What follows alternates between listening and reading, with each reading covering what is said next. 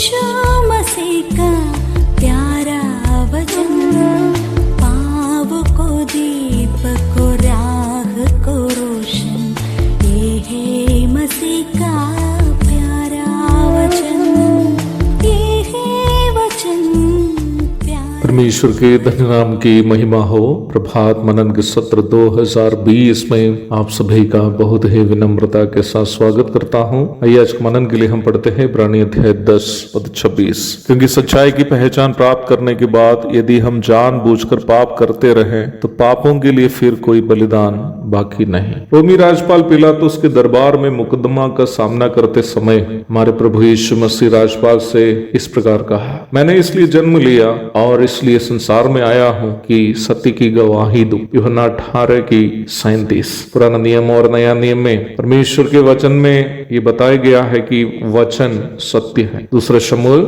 7:28, यूहन्ना 17:17। मैं केवल 2 ही आयतों को दिखाया हूं, बल्कि कई आयतें इस संबंध में आप देख सकते हैं। परमेश्वर का वचन इसलिए सत्य है क्योंकि परमेश्वर सत्य है अथवा वह बदलता नहीं है। याकूब 1:17। यूहन्ना रचित सुसमाचार में हम देखते हैं कि परमेश्वर का पुत्र प्रभु यीशु मसीह को वचन का देह रूप के रूप में प्रस्तुत किया है, अर्थात ईश्वरीय सच्चाइयों का संपूर्ण प्रदर्शन देह रूप में हम प्रभु यीशु मसीह में देखते हैं। The perfect exhibition of God's truth in bodily form has been exhibited in Jesus Christ the son of God. यूहन्ना अध्याय 1 पद 1 से 3 तक और 14वीं आयत पढ़िएगा। परमेश्वर ने अपनी सच्चाइयों को प्रभु यीशु मसीह की मानसिक देह में क्यों दर्शाया? क्योंकि परमेश्वर को किसी ने कभी नहीं देखा और ना देख सकता है। यूहन्ना 1:18 और 1 तीमुथियुस 6:16। परमेश्वर आत्मा है और वह अगम्य ज्योति में अर्थात ऐसी ज्योति में रहता है जिसके करीब कोई नहीं जा सकता है। न्याय व्यवस्था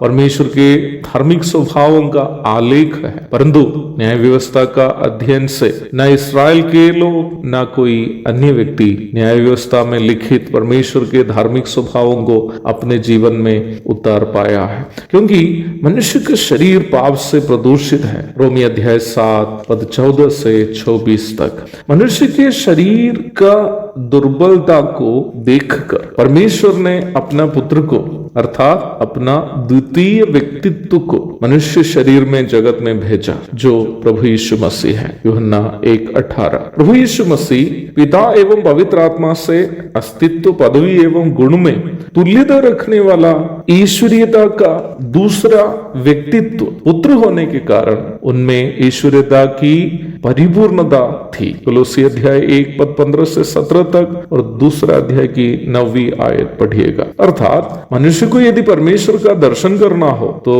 वह प्रभु यीशु मसीह का दर्शन करने के अलावा दूसरा कोई विकल्प नहीं है। यूहन्ना अध्याय 14 पद 9 और 10 पढ़िएगा। निम्न विषय पर प्रेरित यूहन्ना की बातों पर ध्यान दीजिएगा। हम ये भी जानते हैं कि परमेश्वर का पुत्र आ गया है और उसने हमें समझ दी है कि हम उस सच्चे को पहचाने और हम उसमें जो सत्य है अर्थात उसके पुत्र यीशु मसीह में रहते हैं। सच्चा परमेश्वर और अनंत जीवन यही है। यूहन्ना की पहली पत्री अध्याय 5 पद 20। परंतु यहाँ अनिवार्य रूप में हम जानने की एक और बात है। जगत में आए हुए प्रभु यीशु मसीह की लंबाई, चौड़ाई, रंग, बाल, मूछ इत्यादि से बढ़कर परमेश्वर का वचन इस बात पर महत्व देता है कि प्रभु यीशु मसीह पवित्र शास्त्र के वचन के अनुसार जगत में आया, मृत्यु सहकर गाड़ा गया और तीसरा दिन जी उठा। 1 कुरिन्थी अध्याय 15 पद 3 और 4। अपनी मृत्यु एवं पुनरुत्थान पर संदेह करने वालों को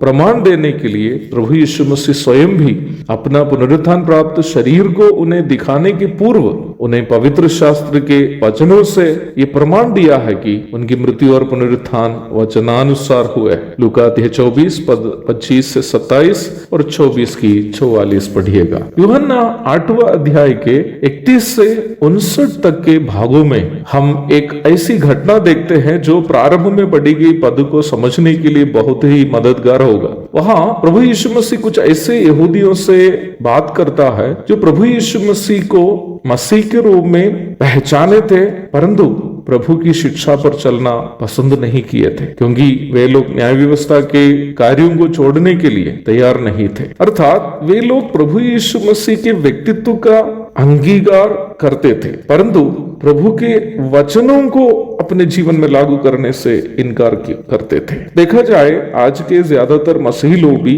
इसी प्रकार के ही लोग हैं। ये लोग यीशु मसीह को मसीह या परमेश्वर का पुत्र आदि के रूप में अंगीकार करते हैं, परंतु प्रभु के वचनों को अपने जीवन में लागू करना पसंद नहीं करते हैं। प्रारंभ में पढ़ी गई पद में इब्रानी के लेखक भी उस प्रकार के इब्रानी विश्वासियों को ही बता रहे हैं कि वे सच्चाई की पहचान करने के बाद पाप करने वाले हैं, जो वर्तमान संसार के इसी प्रकार के मसीहियों के लिए भी एक महत्वपूर्ण परामर्श है। परंतु ऐसे लोग एक भयानक खतरे के सामने हैं। प्रभु दया करे तो निम्न खतरे के बारे में हम कल विचार करेंगे। प्रभु के धन्य नाम की महिमा हो। आमीन।